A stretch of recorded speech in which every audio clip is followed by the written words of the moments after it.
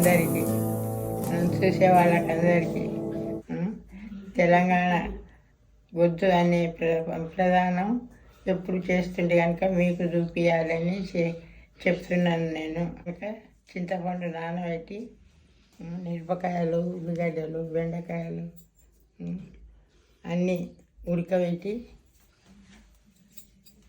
చింతపండు నానబెట్టాలి మొదలు. తర్వాత మిరపకాయలు, ఉల్లిగడ్డలు బెండకాయలు ఉడికియాలి.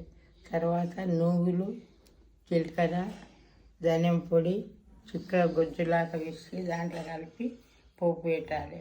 బెల్లం వేయాలి.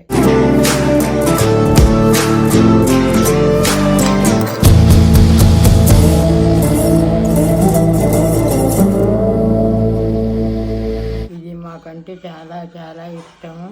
వేడి వేడి అన్నం నెయ్యి వేసుకొని తింటే కడుపు నిండా 2 ముక్కలు ఎక్కువనే పోతాయి కానీ తక్కువ కాదు. కనుక చింతపండు నానబెట్టిన గొజ్జులాగా మొత్తం గట్టిగా విసికి పోయాలి.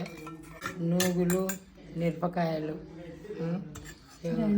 గ్రైండర్కి వేసి చేసి గ్రైండర్కి వేసి మెత్తగా నీళ్ళు వేసి రుబ్బాలి.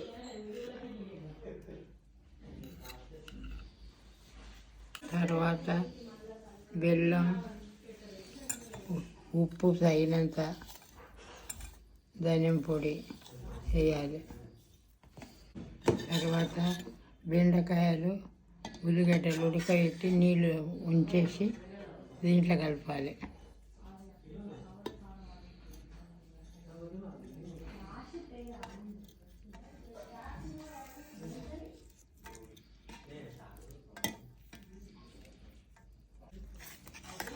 పసుపు వేయలేదమ్మా, కొంచెం పసుపు వేయాలి. వేసి పోపు పెట్టాలి.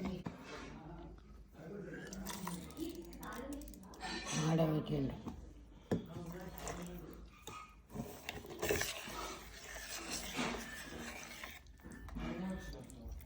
తక్కువ ఉంటే ఉప్పు కానీ బెల్లం కానీ తక్కువ సరిపోకపోతే తర్వాత చూసి కలుపుకోవచ్చు. ఇది గుజ్జు అండి, తెలంగాణ గుజ్జు.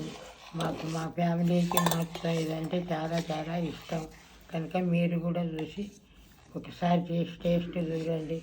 తర్వాత బాగుంది అని అనుకుంటే ఇంకొకరికి నీవు మళ్ళీ చెప్పండి, వాళ్ళు తయారు చేసుకుంటారు. నచ్చకపోతే వదిలిపెట్టండి. మాకైతే మా కుటుంబంలో మా ఫ్యామిలీలో చాలా ఇష్టం. పిల్లలకు, పెద్దలకు అందరికీ మర్చిపోకుండా చేసుకుంటాము. మేము ప్రతి శుక్రవారం అమ్మవారి పూజ చేస్తారు మా ఇంట్లో. కనుక ఉడకబెట్టిన అన్నం గుజ్జు తయారు చేసుకుంటాం. అదే అలవాటు. మధ్యలో కూడా ఇష్టం ఉంటే చేసుకుంటామండి.